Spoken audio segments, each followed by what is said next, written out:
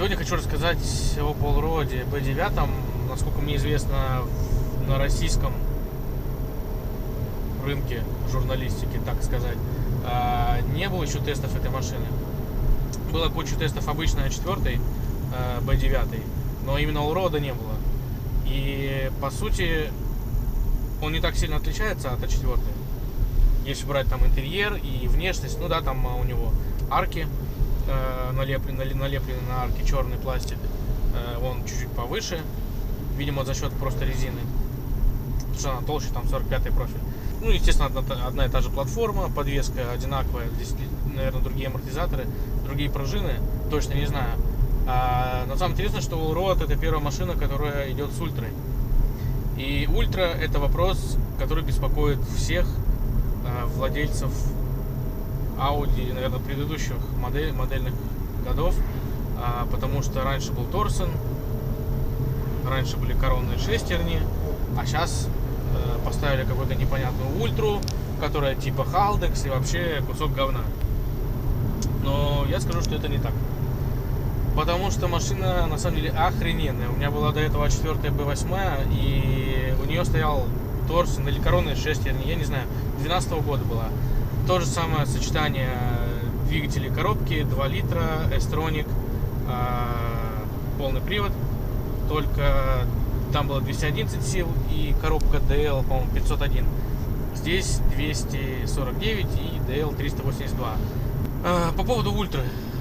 Я, честно говоря, когда покупал машину, тоже был очень встревожен тем, что ультра, спросил продавца-консультанта, не знаю, наверное, раз 5 и ни одного, в Audi-центре Петроградском, в Audi-центре Витебском, в Audi-центре Петербург.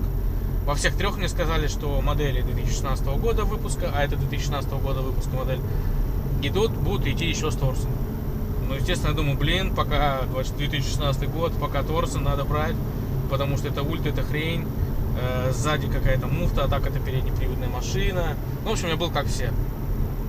В итоге выяснилось, что купил я машину не с Торсеном, а купил ее с ультрой.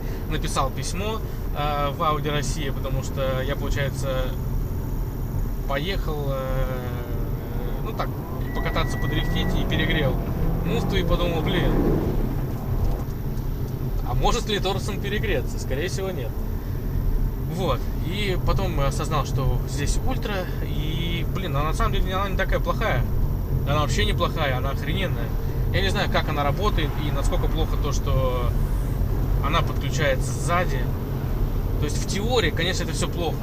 Ты едешь на переднем приводе, зад подключился, когда нажал на газ. И типа ты как бы на переднем приводе, как бы на полном. Хрень, короче.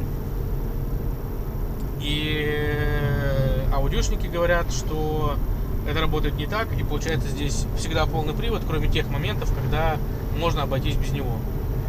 Например, сейчас вот работает у меня датчик дождя, идет дождь, и скорее всего он не будет переключаться на передний привод, в принципе, пока не станет сухо. То есть вроде как типа Торсен. Проблема для меня здесь в другом, что получается на муфту не может передаться назад более 50%. Получается здесь распределение сейчас и там в любых других условиях, когда полный привод подключен, 50/50. И мне кажется, что здесь, если есть какое-то умное распределение, то там 60/40, там 75/25 и так далее. Но не может быть такого, что спереди, например, 40, а сзади 60, либо вообще спереди 30, а сзади sзади 70. И в этом для меня была самое большое возмущение мое по поводу ультра. На самом деле, когда ты едешь, ты этого в машине не замечаешь. И единственное, о чем ты думаешь, это о том, что, ведь передний привод же, а сзади ведь электромуфта. Но если вот так закрыть глаза и посадить сюда человека и отправить его на, например, гравий, либо на не заснеженный, либо на мокрый асфальт, особенно на прошитой машине, то хрен он заметит, что здесь Торсен. По крайней мере, я когда еду, что здесь нету Торсена. По крайней мере, когда еду я этого не замечаю. И мало того, что я этого не замечаю, я замечаю, что машина чувствуется более полноприводной, чем А4, которая у меня была 4 года назад, B8, потому что можно докрутиться под газом, она может докрутиться. В принципе, все, все, как можно понять, что это полноприводный автомобиль. С места, естественно, никакой разницы нет.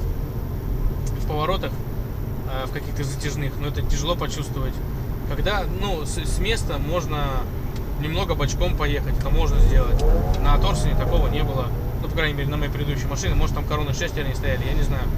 В любом случае, там такого не было. Единственное, что немного непонятно для меня во время ее управления, это то, что здесь как-то перераспределяется момент. Как он перераспределяется, мне непонятно. И иногда в одном и том же повороте с одними и теми же движениями руля и педали газа она ведет себя по-другому. В один момент она будет распрямляться, в другой момент она будет заносить жопу. А иногда, даже когда ты не добавляешь полный газ, а там по чуть-чуть, она тоже немного заносит жопу. И поэтому не всегда понятно вообще, чего ожидать. С одной стороны, это интересно, с другой стороны, ну, хрен знает, как получится.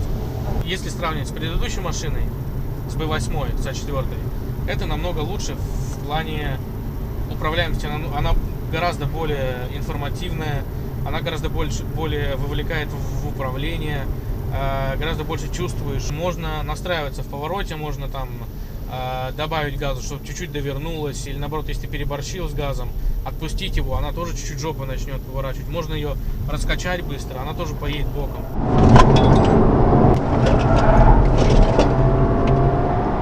Почему? Не знаю. Вопрос ли в том, что это новые настройки у машины такие, ну, у нового поколения, либо в том, что здесь резина Michelin Primus 3 довольно-таки дерьмовая. Она, в общем-то, в дождь хреново цепляет, на асфальте она очень загибается. Ну, то есть она получается, что когда поворачивает, она загибается и едет не на крае протектора, а уже как-то на боковине. А получается, край протектора, он еще такой не пологий, а ну, он вот такой вот. И она, получается, вот эти вот части она постоянно стирает. И не держится за дорогу так, как хотелось бы, чтобы эта машина держалась, потому что, когда на ней едешь быстро, на этой резине чувствуется, что у шасси есть запас, у амортизаторов есть запас, у пружин есть запас по держаку, по тому, как она себя ведет. А резина уже все, резина уже ее болтает, раскачивает, ей уже там плохо. Она просит снизить скорость, включить efficiency и поехать домой. И, соответственно, потому что у нее меньше зацепа, поэтому может казаться, что эта машина более интересная в управлении. Там, типа, жопу подносит, ее можно кинуть. Возможно, если сюда поставить какую-нибудь цепкую резину, типа адреналина Renault 003 бриджстоновского, все это уйдет, и она превратится в предыдущую B8.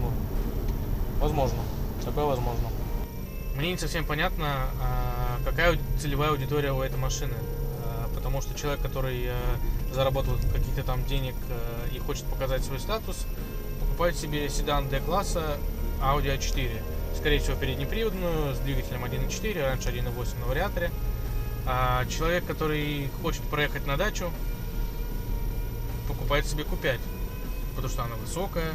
С другой стороны, типа безопасная, потому что высокая. А четвертый Allroad, это такой он, как бы не статусная машина, по ней не скажешь, что это, ну вот, статус. Иногда эти арки накладные, она высокая, резина такая толстая, ну не знаю. Но с другой стороны, и не до джип. То есть он, получается, не до седан, не до премиум тачка в понимании большинства, но и не до джип. Очень странный класс автомобилей. Но на самом деле для меня этот класс вообще идеально подходит, потому что я для себя понял, что такое лучший автомобиль. Лучший автомобиль или идеальный там автомобиль — это автомобиль на все случаи. Тот, который не будет стеснять тебя в твоих передвижениях и довезет вообще докуда ты хочешь. И практически с такой скоростью, которую ты хочешь. И будет позволять тебе заниматься любимыми делами. То есть получать удовольствие от вождения. И Allroad все это делает.